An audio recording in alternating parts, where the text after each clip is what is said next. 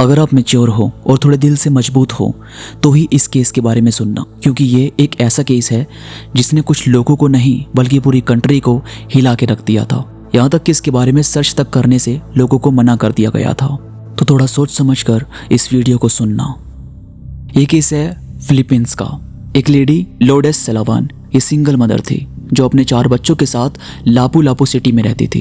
इनका अपने हस्बैंड से करीब 13 साल पहले डिवोर्स हो गया था। उनकी बड़ी बेटी का नाम था लोसिलिन सिलावान और ये टीचर थी, पास ही के स्कूल में पढ़ाती थी। और उनकी दूसरी बेटी थी क्रिस्टिन सिल्वान जो 16 साल की थी और इनके 2 और बच्चे थे 14-15 साल के। ये मतलब अपने परिवार में रहते गुजारा करते।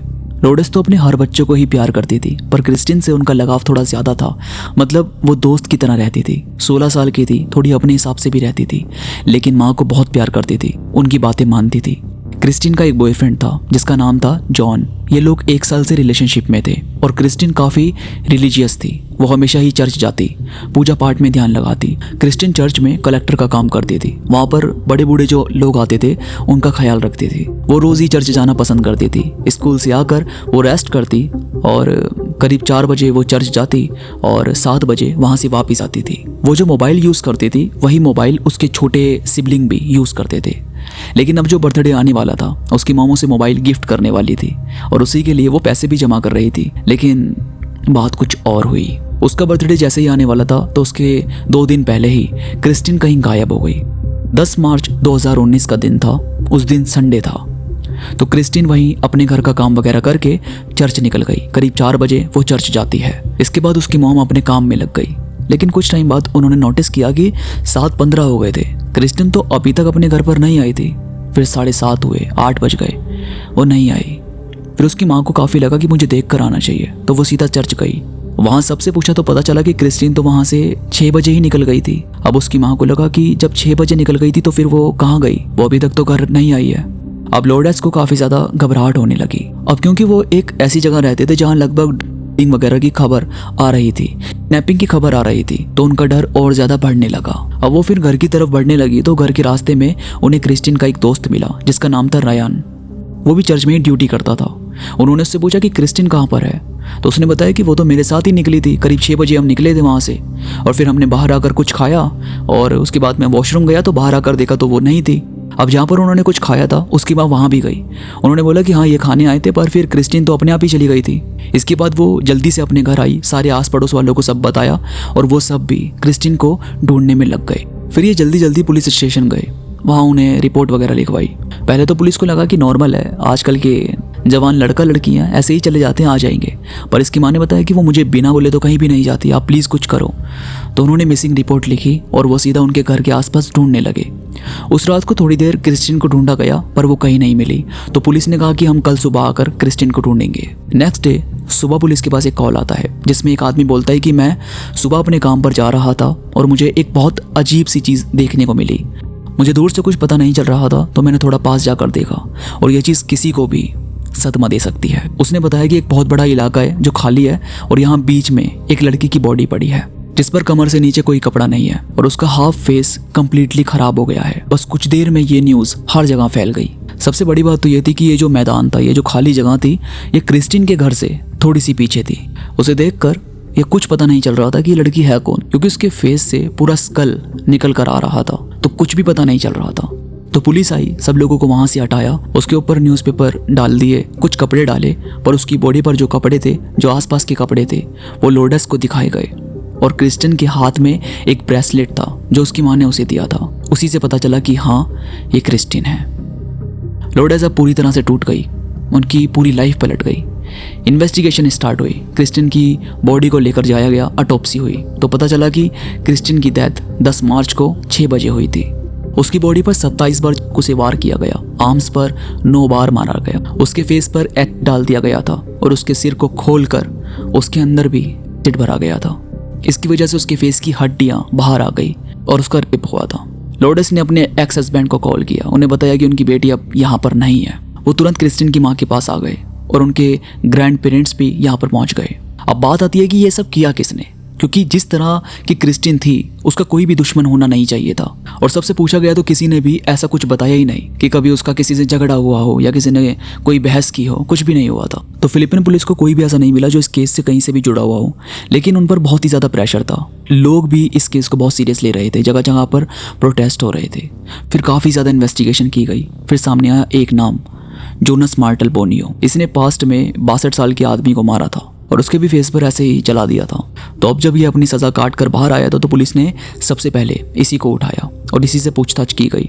काफ़ी उसको अलग अलग तरह से पूछताछ की गई, पर वो हमेशा यही बोलता रहा कि उसने ऐसा कुछ भी नहीं किया। यहाँ तक कि वो तो ये बोल रहा था कि मैं तो जानता भी नहीं क्रिस्टिन है कौन। और पुलिस को भी कोई ऐसा सबूत नहीं मिला कि जोनस ने ऐसा कुछ किया है, तो उसे छोड़ दिया गया। अब भाई जब कुछ पता नहीं चल रहा था तो लोगों का गुस्सा काफ़ी ज़्यादा बढ़ रहा था। फिर वहाँ के ऑफिसर्स ने इस केस के बारे में किसी से भी कुछ भी सर्च करने को मना कर दिया, क्योंकि लोग ना काफ़ी सारी फोटोज क्रिस्टिन की अपलोड कर रहे थे। हर कोई यही चाहता था कि वो जिसने भी ये सब किया है वो पकड़ा जाए। फिर पुलिस के हाथ लगी एक सीसीटीवी फुटेज। इसमें क्रिस्टिन तो दिख रही थी और उसके साथ एक आदमी भी दिख रहा था, लेकिन प्रॉब्लम ये थी कि ये लोग ना पीछे से जाते हुए दिख रहे थे। कैमरा में सामने से ये लोग रिकॉर्ड नहीं हुए थे। अब सीसीटीवी में देखकर ऐसा लग रहा था जैसे क्रिस्टिन इसे पहले से जानती है, क्योंकि वो जिस तरह से चल रहे थे ऐसा लग रहा था जैसे दोनों कंफर्टेबल हैं एक दूसरे के साथ। तो घर वालों को भी ये फुटेज दिखाई गई, लेकिन घर वालों ने मना कर दिया कि हम तो इसको नहीं जानते। फिर पुलिस ने पूछा कि वो कोई मोबाइल यूज़ करती थी, तो उसकी माँ ने बोला कि हाँ ये एक मोबाइल है जो ये लोग इस्तेमाल करते हैं। क्रिस्टिन के फेसबुक को जब देखा गया तो फेसबुक पर 2 अकाउंट थे जिन पर ज़्यादा बातें हुई थी। एक तो जॉन का था और दूसरा सीजे डियास करके एक अकाउंट था। अब जो जॉन था वो क्रिस्टिन का बॉयफ्रेंड था, लेकिन 28 फरवरी को इनका ब्रेकअप हो गया था। अब पुलिस को यही लगा कि जब अभी इनका ब्रेकअप हुआ है तो ज़रूर इसी ने कुछ किया होगा। अब पुलिस सीधा जॉन के घर गई तो जॉन तो घर ही था, यहाँ तक कि पुलिस के लिए दरवाज़ा भी जॉन ने ही खोला था। और फिर जब पूछताछ की गई तो पता चला वो उस दिन पूरा दिन घर पे था और पीछे बास्केटबॉल खेल रहा था। लेकिन जब उसके घर की तलाशी ली गई तो पता चला वहाँ कुछ कपड़े थे जो सीसीटीवी फुटेज से मैच कर रहे थे। और फिर ये भी बताया गया कि उसकी कमर पर चोट के निशान भी थे। तो जॉन पुलिस के लिए प्राइम सस्पेक्ट बन गया था। अब भाई उसकी भी काफ़ी अच्छे से पूछताछ हुई, सब कुछ जाना गया, पर उसने भी यही बोला कि मैंने ऐसा कुछ भी नहीं किया है। लेकिन पुलिस ने अपने केस में यही बोला कि भाई जॉन ने ही सब कुछ किया है।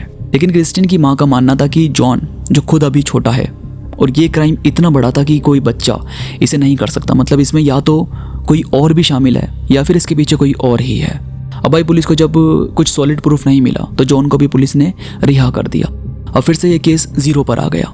अब उसकी माँ फिर से बार बार लॉयर्स के पास जाती, पुलिस स्टेशन जाती, लेकिन कुछ भी नहीं था पुलिस के पास कि वो इस केस में आगे बढ़ सके। पर फिर कुछ दिन के बाद एक बड़ी बात निकल कर आती है, जिसमें एक शख्स रेनेटो पायोपन लेनेस पकड़ा जाता है। ये शख्स 43 साल का था और इसके ऊपर पहले भी बहुत केस हो चुके थे, तो पुलिस ने इसे पकड़ा था ड्रग वगैरह के केस में। पर 11 अप्रैल को एक प्रेस कॉन्फ्रेंस में ये बताता है कि उसने ही क्रिस्टिन के साथ ये सब किया है।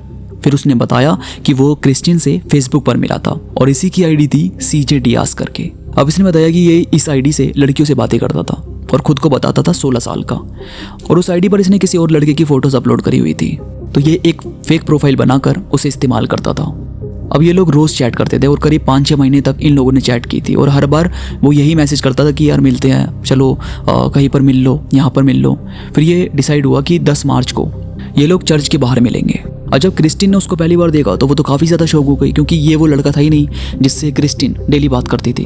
अब वो उसको जाने के लिए बोलने लगी और वो खुद भी अपने घर की तरफ जाने लगी।